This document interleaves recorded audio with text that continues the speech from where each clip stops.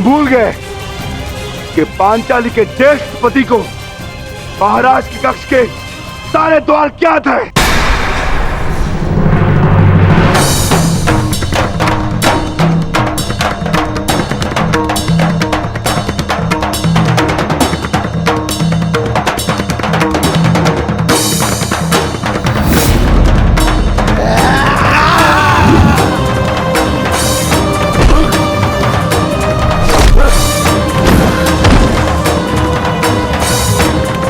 यही कक्ष तेरी समाधि बनेगा भीम। और मैं तुम्हारे भाग्य में समाधि भी नहीं आने दूंगा।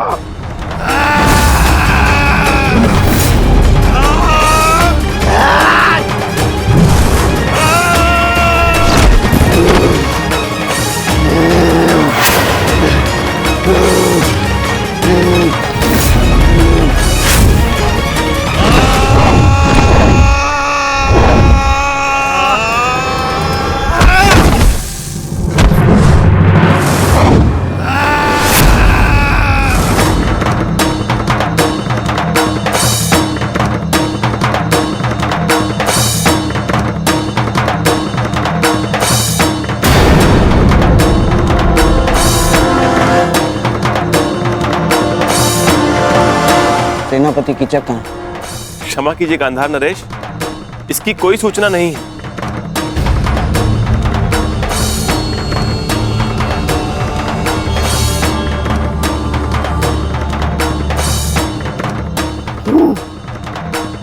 बड़ी सभा को छोड़कर कहाँ जा सकता है कीचक?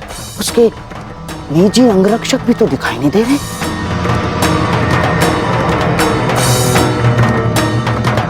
कहीं ऐसा तो नहीं कि कीचक संकट में हो? और हाँ, संकट केवल पांडवों की ओर से आ सकता है।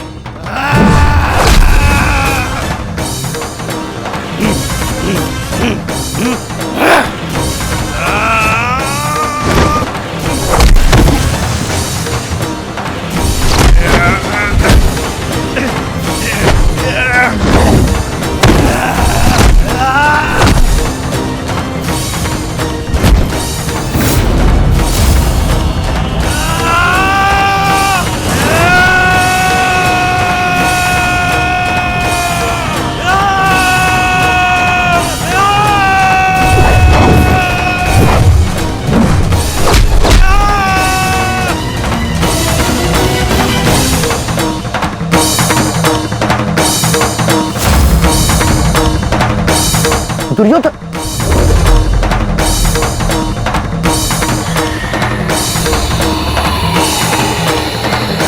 मुझे स्वयं ही जाकर देखना होगा।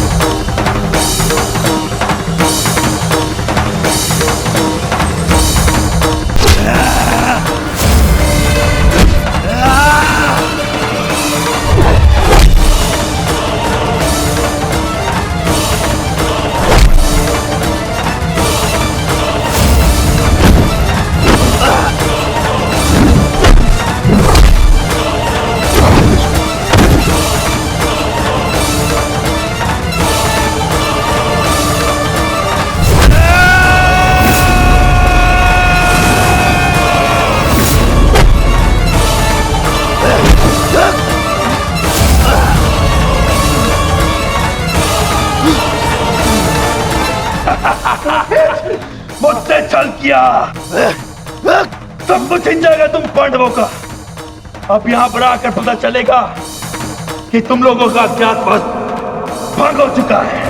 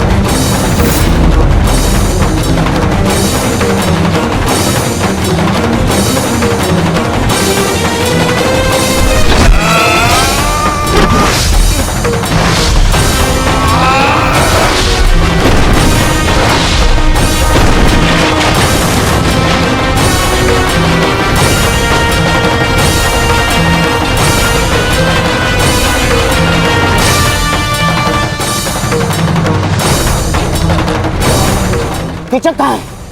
भीतर नहीं, आप भीतर नहीं जा सकते। अरे भीम कुछ लोग इस ओर आ रहे हैं। मार छोड़ो, वो संकट में है।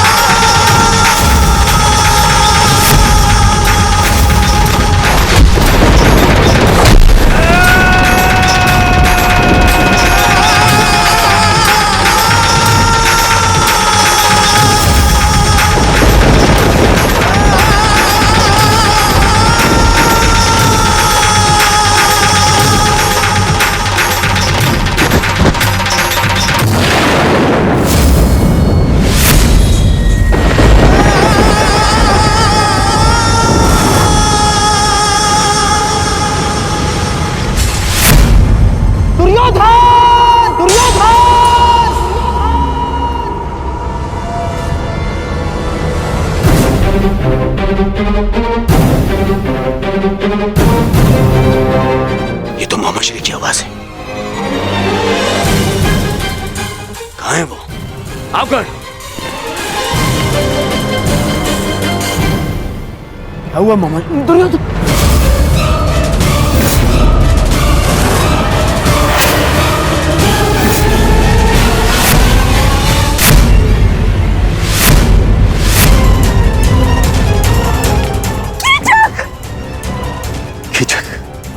मेरा भाई कीचक।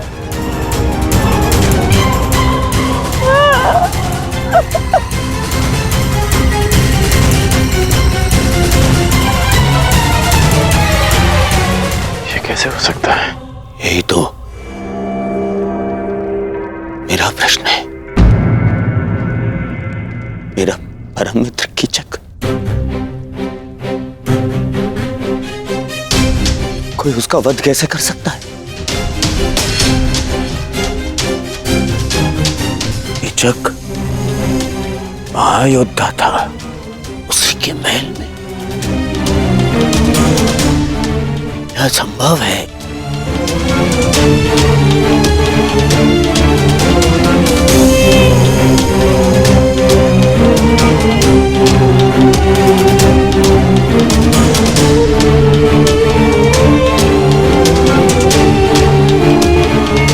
समझ रहे हो दुर्योधन, कीचक का वध करना सामान्य मनुष्य के बस की बात नहीं है। पूरे आर्यव्रत में इस महाबली कीचक को मारने का सामर्थ्य केवल गिने चुने महायोद्धाओं में है। जैसे गंगापुत्र भीष्म, अंगराज कर्ण, स्वयं तुम दुर्योधन, महाबली बलराम और भीम मामश्री।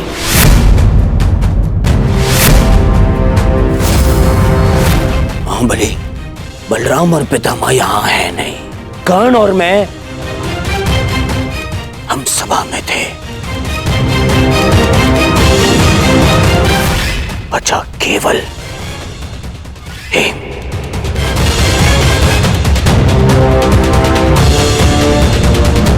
हेम ही हो सकता है जिसने महाशक्तिशाली कीचक का वध किया।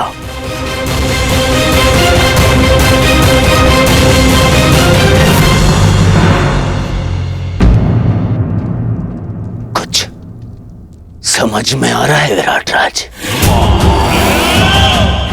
भीम,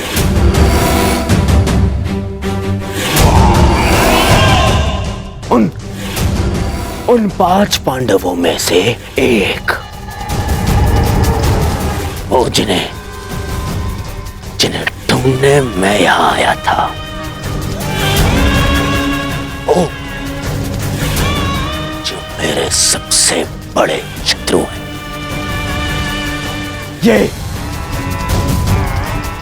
ये घटना प्रदर्शित करती है कि आपने मेरे सबसे बड़े शत्रु को आश्रय दी है।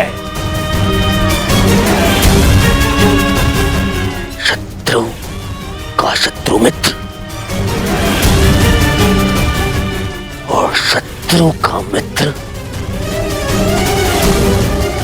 शत्रु। विराट राज शत्रु। ये कैसी बातें कर रहे हैं कुमार दुर्योधन? मुझे इस बात का कोई भान नहीं, कृपया मेरा विश्वास करें। बस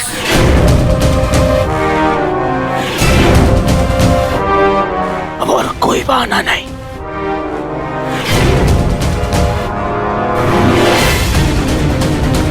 पांडव यही है और मुझे उन्हें अज्ञातवास पूर्ण होने से पहले पहचानना है। और इस बार मेरे मार्ग में कोई नहीं आ सकता, कोई नहीं।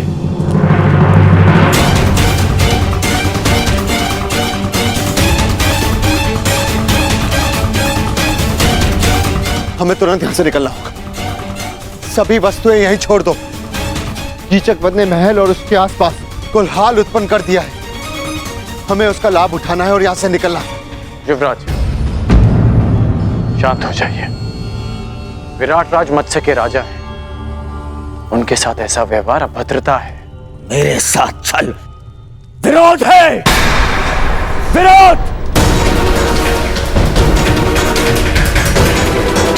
और कदाचित तुमने सुना नहीं कर्ण, मैंने कहा इस बार मेरे मार्ग में कोई नहीं आएगा और तुम उनसे भिन्न नहीं हो।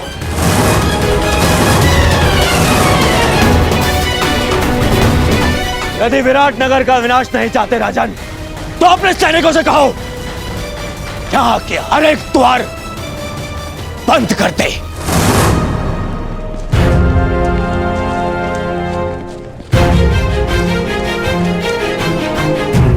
कीचक का वध इसी राजमहल में हुआ है और ये मेरी दुर्योधन की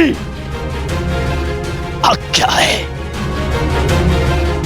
कि राजमहल के हर एक व्यक्ति को राज्यसभा में उपस्थित होने का आदेश दिया जाए। कोई भी अनुपस्थित नहीं रहना चाहिए, कोई भी नहीं। मेरे शत्रु वो पांडव यही छुपे हैं, यही मुझे वो पांडव चाहिए। यदि ये कार्य पांडवों ने ही किया है तो आशा है कि वो अब तक यहां से निकल गए होंगे।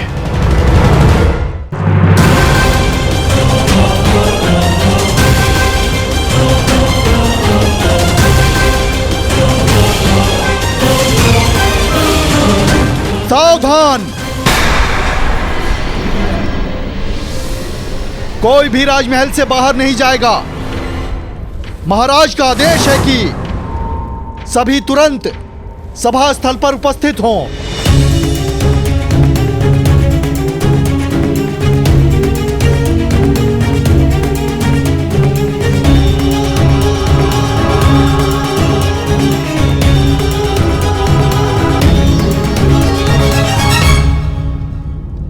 महाराज की जय हो।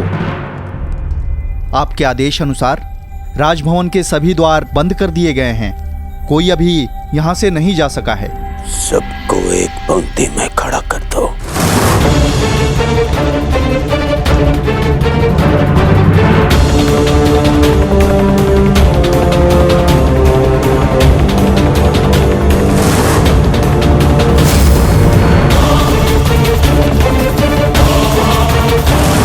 पांडु पुत्रों, कीचक के वध से मुझे यह ज्ञात हो गया है कि तुम यहीं छिपे हो। तुम सब यहीं हो और इसी सभा में हो। अवश्य भेष परिवर्तित होगा।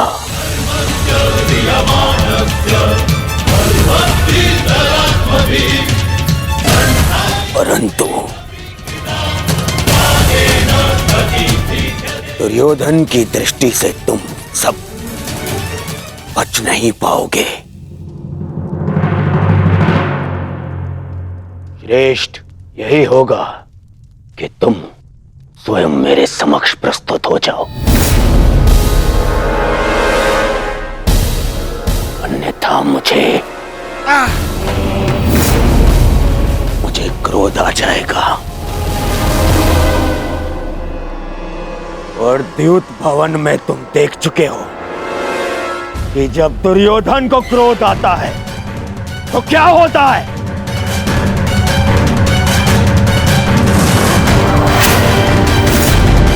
विनम्रता से स्वयं मेरे समक्ष आ जाओ। मेरे समक्ष आ जाओ और फिर सिर झुकाकर वापस उस वन में लौट जाओ।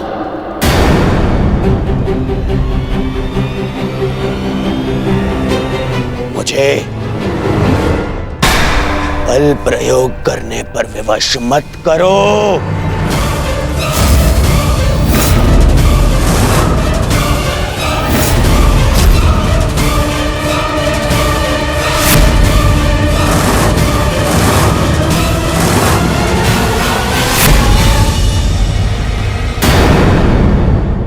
मुझे बल प्रयोग करने पर विवश मत करो।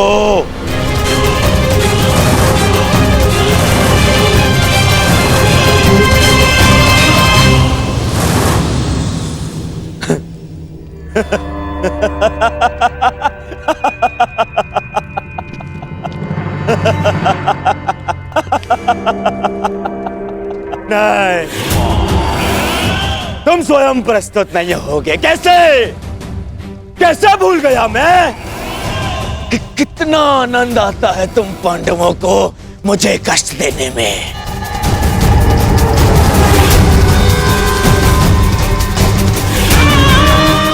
तो ठीक है, धर्मराज युधिष्ठिर, प्रार्थना कर रहे होगे तुम कि मैं तुम्हें पकड़ ना पाऊं। व्यर्थ है, व्यर्थ है। बचा कर रखो अपनी प्रार्थनाओं को। अगले 12 वर्ष में काम आएंगी तुम्हारी प्रार्थनाएं, बचा के रखो। और युधिष्ठिर तो ठीक, वो भीम कहाँ है? कहाँ हो भीम? भीम,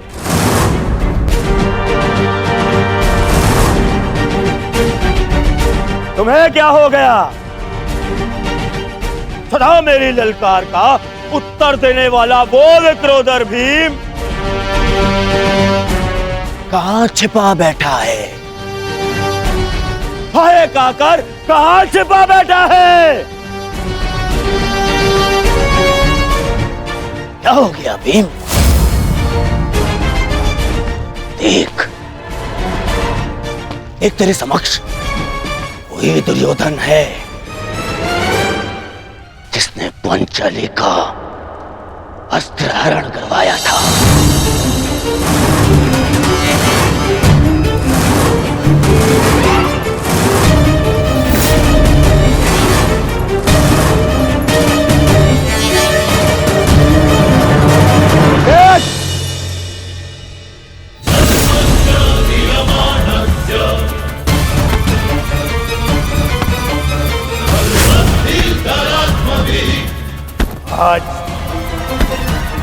आज भी मेरी टंगा से बिठाने पर दूर है।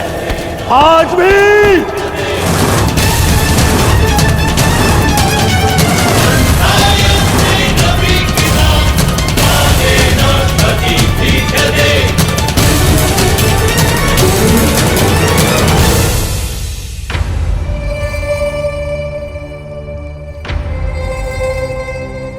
क्या हो गया? कहां छुपा बैठा है? बड़ बोला भीम, कहां?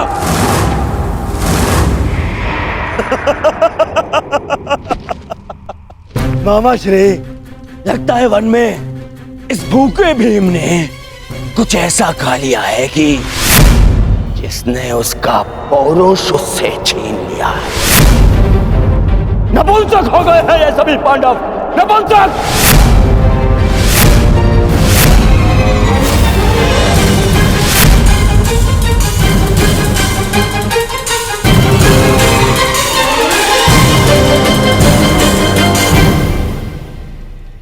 स्मरण है महाराज, आपने क्या कहा था? आपने कहा था कि आप चाहते हैं कि आपका पुत्र आपको गर्व भरी दृष्टि से देखे, परंतु इस समय आपका व्यवहार आपके पुत्र की दृष्टि झुका देगा।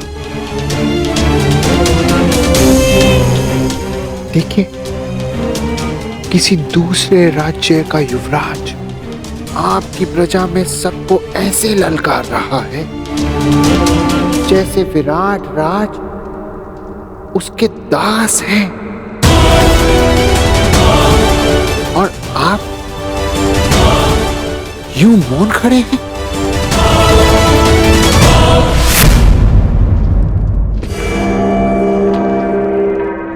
तुम नहीं हो भीम,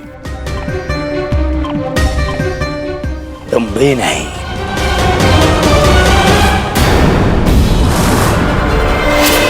भीम!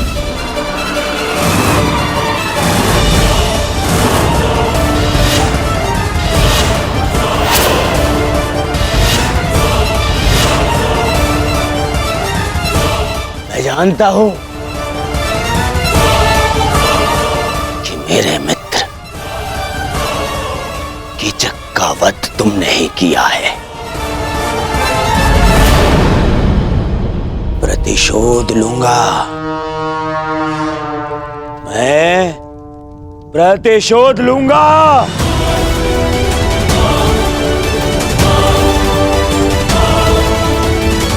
महाराज, राजा वो नहीं होता जो स्वर्ण सिंहासन पर बैठे हीरक मुकुट धारण करे।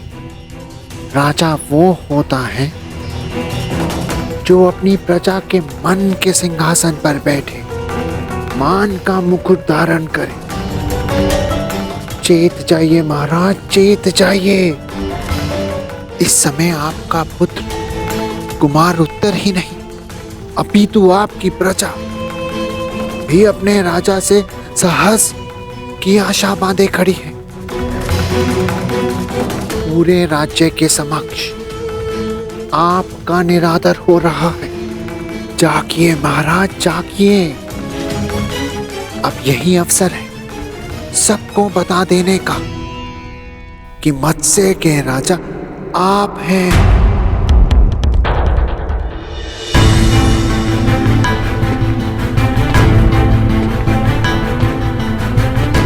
युधिष्ठिर, तुम तो पांचों पांडवों में सबसे अधिक बुद्धिमान हो। अंतिम अवसर दे रहा हूं तुम्हें, अंतिम। पांचाली समेत पांचों भाई मेरे समक्ष आ जाओ, क्योंकि जब तक मैं तुम्हें पहचान नहीं लेता मैं यहाँ से किसी को जाने नहीं दूंगा, भले ही पूरी रात्रि बीत जाए, किसी को नहीं। पांचों पांडवों के समक्ष पांचाली सैरंध्री अच्छा नाम है। दासी सैरंध्री, हस्तिनापुर युवराज के लिए मदिरा प्रस्तुत करो।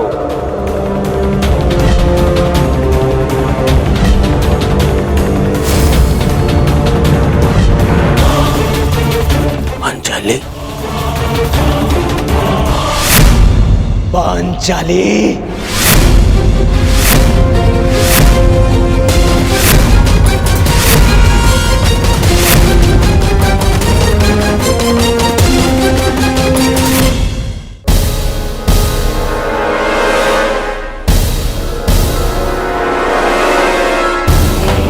मामा श्री ठीक कहते हैं। क्रोध में मैं बुद्धि से काम नहीं लेता। महाराज, आप केवल भय और संशय के दबाव में हैं। अपने भय और संशय को दूर कीजिए महाराज, दूर कीजिए और रोकिए, रोकिए इस दुर्योधन को महाराज, रोकिए। उन पांचों मोतियों को ढूंढ रहा था, जबकि वो सूत्र मेरे समक्ष है।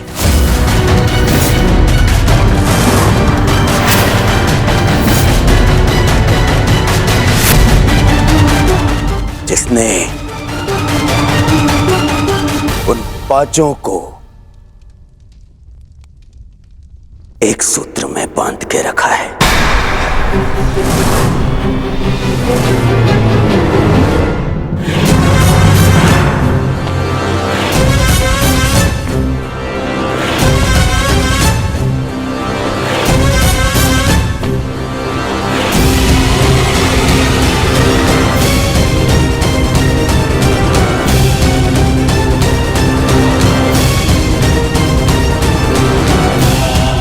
मैं जानता हूं कि ये तुम ही हो द्रौपदी, कि पूरे समय अपना मुख घूंघट से छुपा के रखे। कीचक की इतनी प्रताड़ना के पश्चात भी मुख से आह तक ना निकाले। कुछ कीजिए महाराज। किस बात का भय है? क्या उसका कारण वस्त्रहरण की लज्जा है, या फिर पुनः अपमान का डर? देखना, जो पांडव मेरे ललकार के पश्चात भी प्रस्तुत नहीं हुए, वो कैसे तुम्हारे घूंघट उठाते ही प्रस्तुत हो जाएंगे।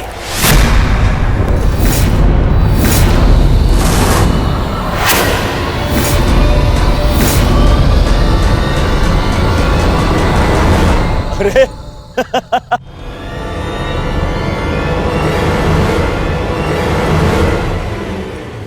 शाबाश दुर्योधन, अब होगा इन पांडवों का अज्ञातवास भंग।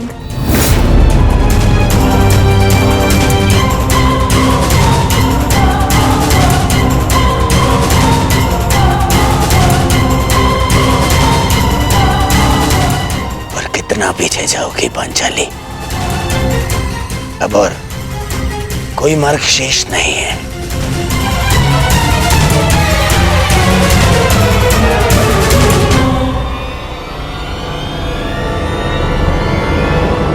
रुक जाओ कुमार दुर्योधन।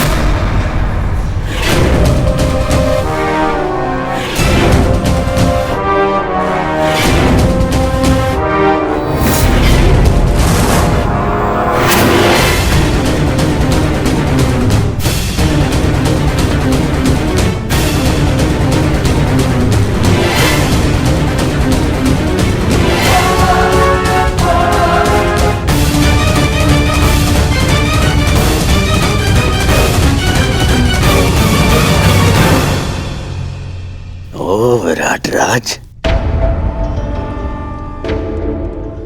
आपके कंठ में स्वर भी हैं। ज्ञात नहीं था मुझे कि आपका सुर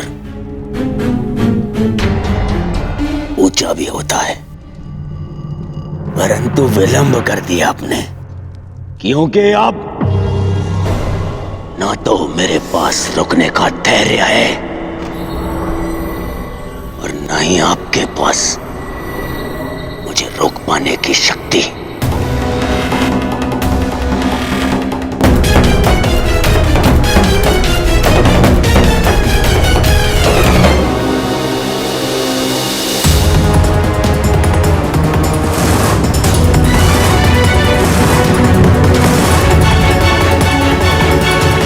मैं सावधान करता हूं कुमार दुर्योधन।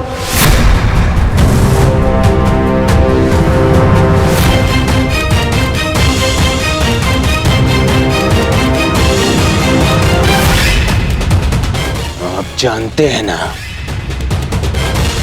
कि आप हस्तिनापुर के युवराज को ललकार रहे हैं। ये हस्तिनापुर नहीं, मत्स्यराज है, विराट नगर है ये।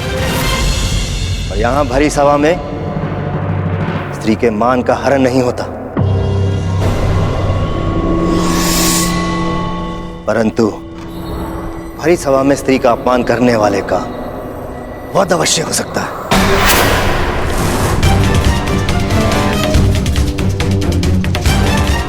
मेरी प्रजा तुम्हारी दास नहीं, तुम्हारा उन पर कोई अधिकार नहीं। सैरंध्री को छूने का प्रयास भी मत करना।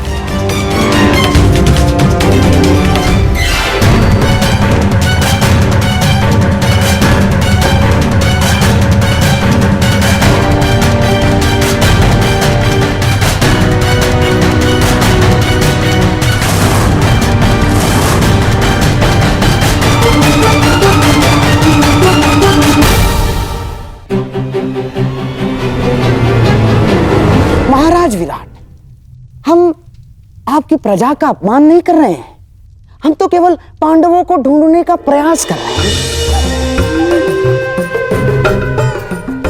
स्मरण है ना आपको, आपके सेनापति ने हमें वचन दिया था कि मत्स्य राज्य पांडवों को ढूंढने में हमारी सहायता करेगा। सहायता सर झुका के मांगी जाती है गंधार नरेश, उंगली उठाकर नहीं। और रही बात वचन की, तो मैंने नहीं, कीचक ने दिया था। उसकी मृत्यु के साथ उसका वचन भी टूट गया। आप लोग शीघ्र ही यहां से प्रस्थान करें, वही आपके हित में होगा। आप मुझे देख बजाय दुर्योधन को ललकार रहे हैं, देख बजाय दुर्योधन को। नहीं, मैं हस्तिनापुर के मध्य अंध युवराज को चेतावनी दे रहा हूं। आपके आगमन पर हमने आपका बहुत आदर सत्कार किया, विवश मत कीजिएगा कि आपके प्रस्थान पर आपका निरादर करना पड़े। अरे हट, इसे तो मैं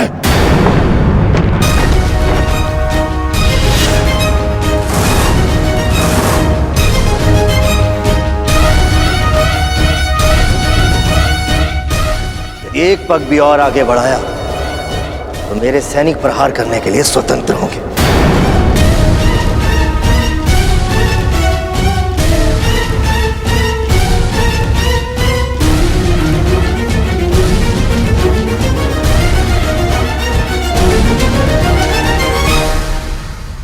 मैं तुम्हें क्षमा नहीं करूंगा विराट राज। मेरा अपमान है, प्रतिशोध अवश्य लूंगा। दुर्योधन, यह अवसर उचित नहीं है, चलो यहां से।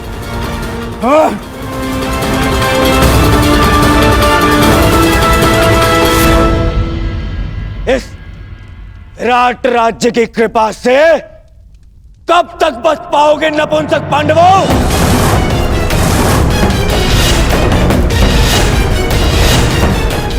मैं तुम्हें फिर से वन बेचकर ही सांस लूंगा।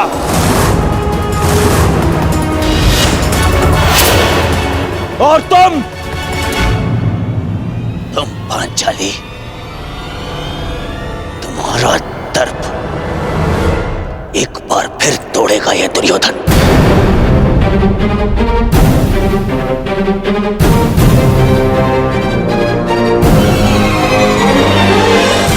और तुम विराटराज, तुमने तो मत्स्य के विनाश को ललकारा है। अब पांडवों के साथ साथ तुम्हारा भी विनाश होगा।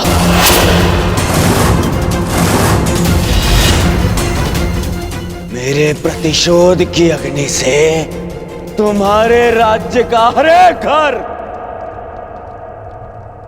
राख हो जाएगा।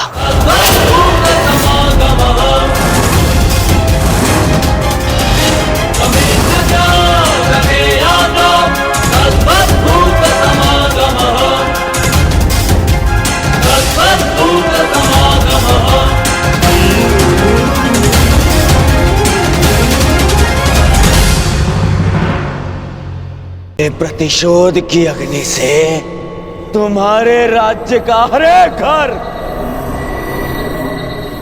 राख हो जाएगा।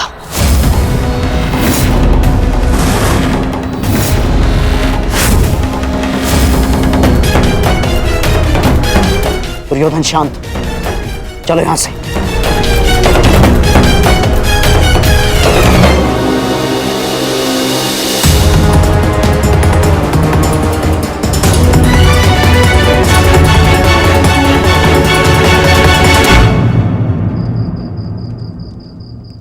प्रणिपात महाराज।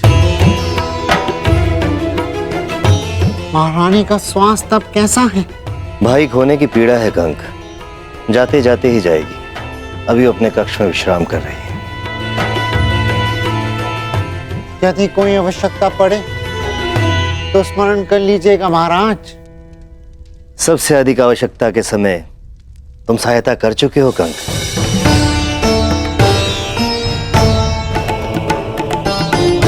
तुमने ठीक ही कहा था। मैं कीचक के नहीं, संशय के दबाव में था। एक राजा और एक पिता को उसका कर्तव्य स्मरण कराने के लिए धन्यवाद कंक। मुझे मेरा खोया हुआ आत्मविश्वास लौटाने के लिए धन्यवाद। क्षमा कीजिएगा महाराज, समय सावधान रहने का है। हस्तिनापुर युवराज की ललकार को मत भूलिएगा, क्योंकि मत्स्य का वो सेनापति मारा जा चुका है जिसके भय के कारण विराट नगर की सीमाएं सुरक्षित थीं। कुरु सेना किसी भी क्षण आक्रमण कर सकती है महाराज, किसी भी क्षण।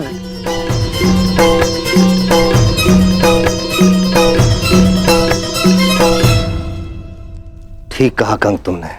सच में संकट की घड़ी आ गई है। मैं आसक्त हूं और कुमार उत्तर तो अभी स्वयं बालक है। इस संकट की घड़ी में तुम्हें कोई मार्ग दिखाओ।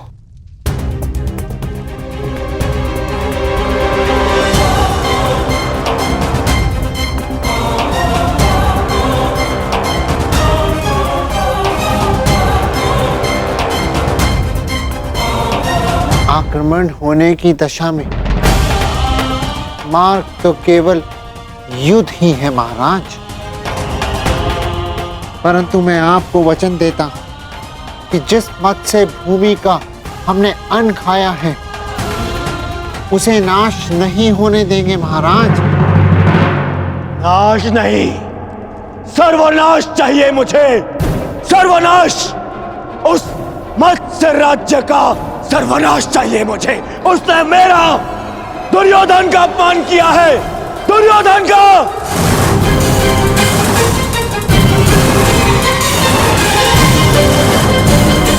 उस अपमान का कारण स्वयं तुम हो दुर्योधन। अतिथि की मर्यादा तुमने भंग की है।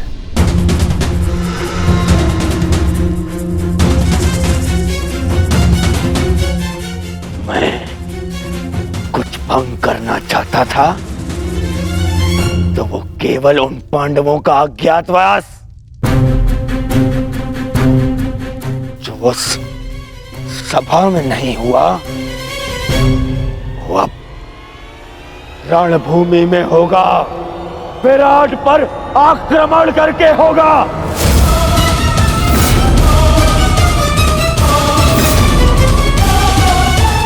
मूर्खता से पूर्ण प्रलाप बंद करो दुर्योधन। केवल इस कारण कि तुम्हें संदेह है कि पांडव वहां थे, हम आक्रमण नहीं कर सकते। नहीं, संदेह नहीं, पूर्ण विश्वास है मुझे। वो सैरंध्री ही पांचाली थी।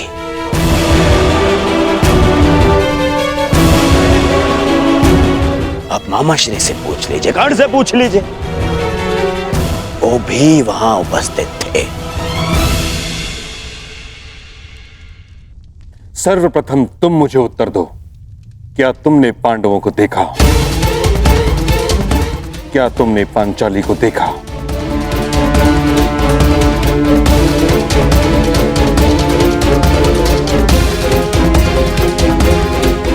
मैं बस देखने ही वाला था।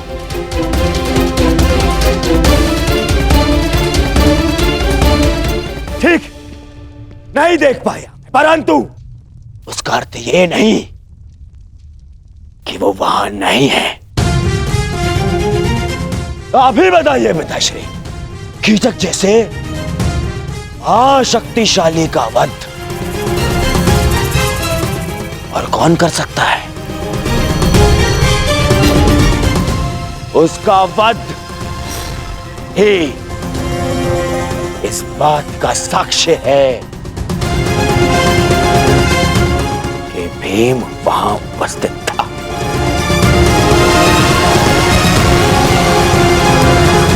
मैं दुर्योधन की इस बात से सहमत हूं ताचरी।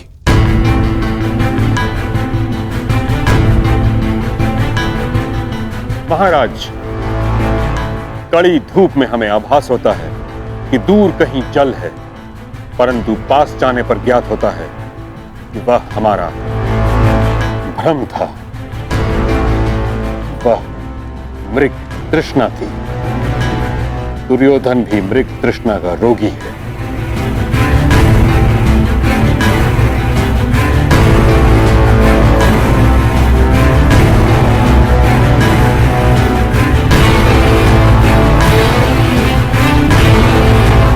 आपको क्या लगता है मैं मूर्ख हूं? शत्रुता के कारण समस्त राज्य को युद्ध की अग्नि में जो झोंक दे वो मूर्ख नहीं है तो और क्या है?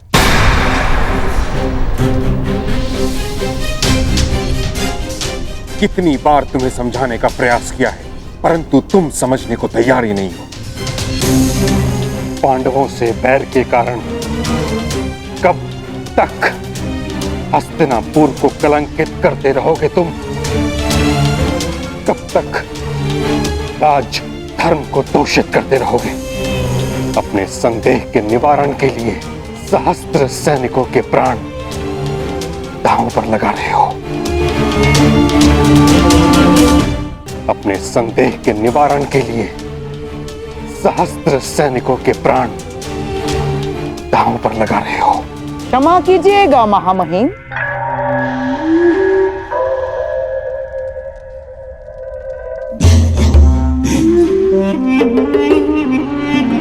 परंतु मनुष्य के निर्णय लेने के पीछे केवल दो ही तो कारण होते हैं, एक विश्वास और दूसरा संदेह। आपको संदेह था महाराज धृतराष्ट्र की योग्यता पर, इसीलिए आपने महाराज धृतराष्ट्र के भाई महाराज पांडु को राजा बना दिया।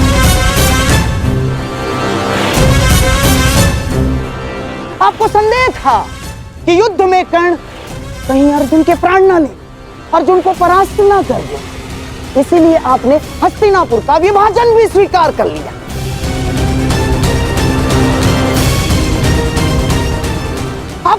संदेह था कि द्यूत सभा में आपके प्यारे पांडवों के साथ कोई छल ना हो जाए, इसीलिए आपने नियम बनाए।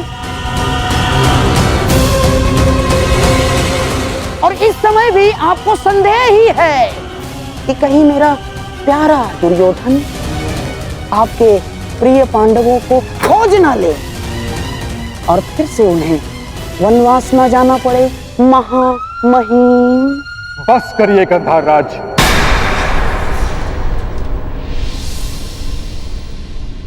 आप ही हैं जो सदैव दुर्योधन का मन कुलुषित करते रहते हैं।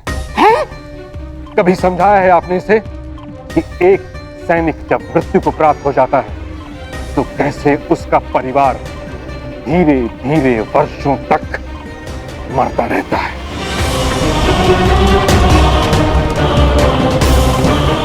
सहस्त्रों सैनिकों के प्राण का कोई मोल है? मुझे मोल नहीं है। मोल है पितामह, है। मुझे कुछ 100 सैनिकों का नहीं, उन लाखों सैनिकों के प्राण का मोल है। यदि ये युद्ध नहीं हुआ तो पांडव प्रस्तुत होंगे और फिर महायुद्ध होगा।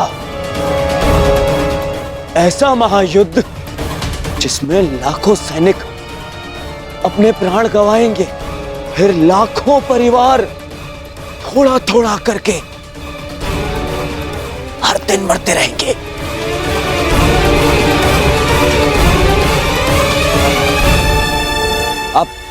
आप ही बताइए पिताश्री, क्या मैं अनुचित कह रहा हूं? लाखों सैनिकों के प्राण बचाने के लिए कुछ 100 सैनिकों का वीर गति प्राप्त करना बलिदान है या मूर्खता?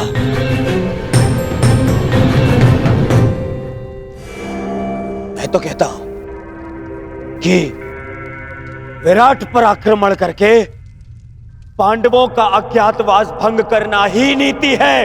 यही नीति है पितामह।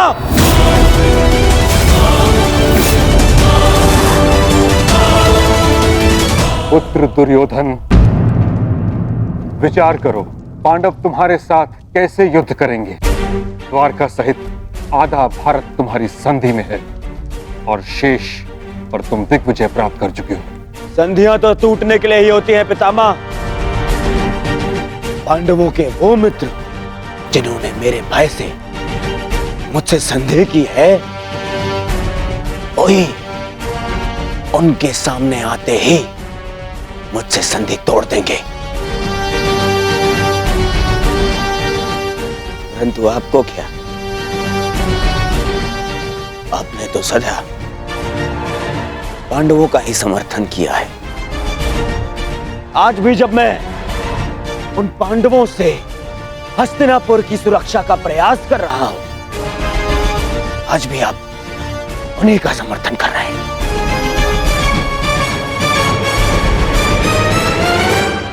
क्या तुम्हें विश्वास है कि पांडव विराट नगर में हैं? उतना ही जितना इस बात पर है कि आप हस्तिनापुर के राजा हैं।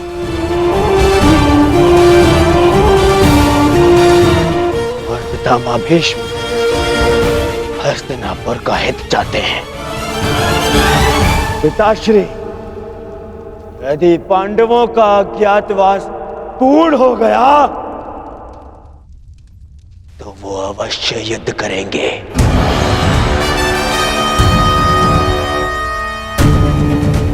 और ये युद्ध महायुद्ध होगा।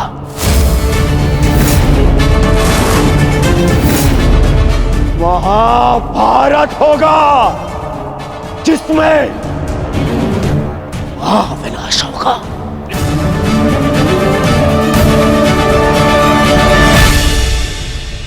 नहीं, मैं ऐसा नहीं होने दूंगा।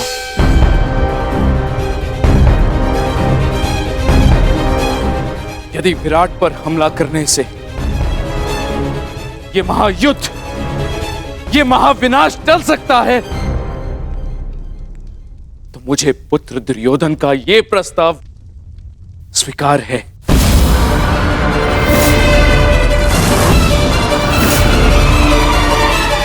परंतु ये हस्तिनापुर के राजा का आदेश है।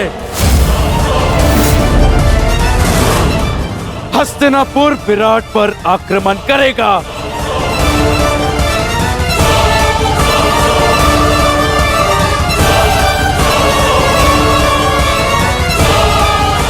युद्ध की तैयारी हो।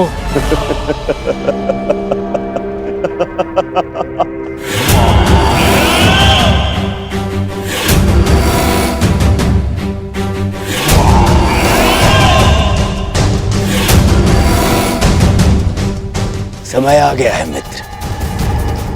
अर्जुन से तुम्हारा अधूरा द्वंद्व अब पूर्ण होगा।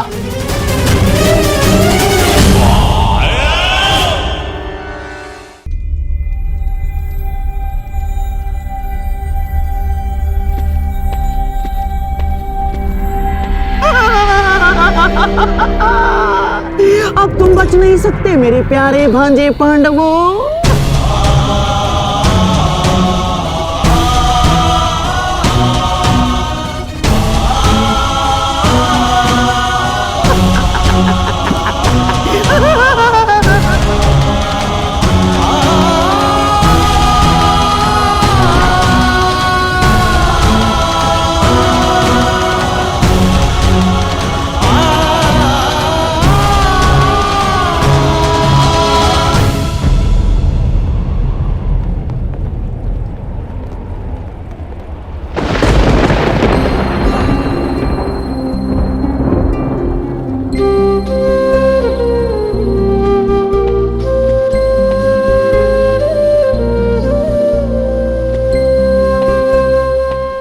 माताश्री,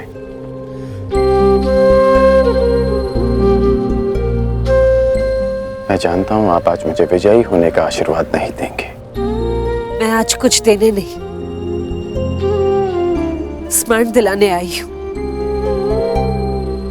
तुम्हें ज्ञात होगा कि मेरे पुत्र और पुत्रवधू के साथ छल हुआ है। जो इंद्रप्रस्थ के सम्राट थे, वो पिछले 12 वर्ष से वन में भटक रहे।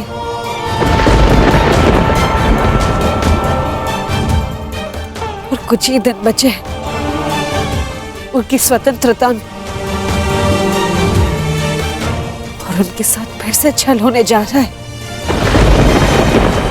हस्तिनापुर से इतनी बड़ी सेना उनकी वृत्त प्रयाण कर रही है। उनकी आत्मा रक्षा के लिए उनके पास एक भी सैनिक नहीं।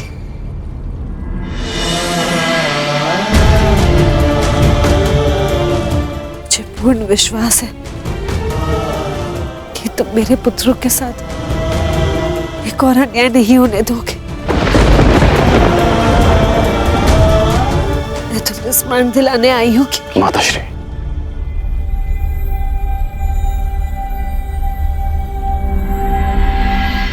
कर्ण को अपना हर वचन स्मरण है।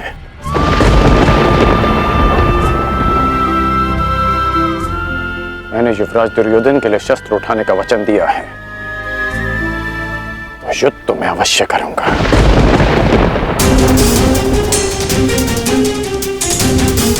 परंतु मैंने एक और वचन दिया है कि आपके पुत्र अज्ञातवास पूरा करेंगे, और ये वचन भी मैं अवश्य पूरा करूंगा।